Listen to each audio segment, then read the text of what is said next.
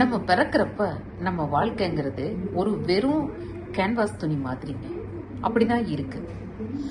நம்மளோட செயல்களும் நம்மளோட டேலண்ட்ஸ் எல்லாம் தான் வண்ணங்களாகவும், நம்ம செலக்ட் பண்ணி செய்யற ஒவ்வொரு காரியங்களும் தான் அதுல வரையப்படுற ஓவியங்களாகவும் இருக்குது.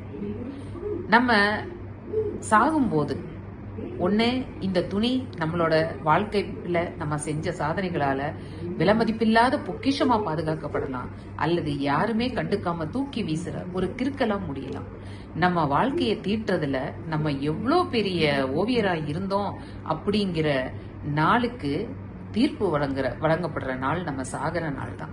அதை தாங்க சொல்லுவாங்க, ஒரு மனுஷன் வாழ்ற வாழ்க்கை என்னங்கிறத அவன் சாகிறப்பதான் அங்க வர கூட்டத்தையும் அங்க மக்கள் அவனை பத்தி பேசுற பேச்சுலையும் தான் தெரியும்னு.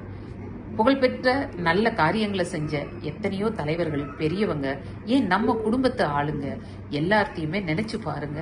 அவங்களோட இறப்புல எத்தனை பேர் அவங்கள பத்தி எத்தனை விதமா பேசுறதுல நம்ம பெருமிதமாவும் உணர்ந்திருக்கிறோம். அட வாழ்ந்தா இப்படித்தான் வாழணும் அப்படின்னு நம்ம அதை ஒரு வைராக்கியமாவும் எடுத்திருக்கிறோம். இதெல்லாமே ரொம்ப ரொம்ப சிம்பிளான வாழ்க்கை பாடங்கள். ஆனா நம்ம தாங்க அதை புரிஞ்சுக்கிறது இல்லை.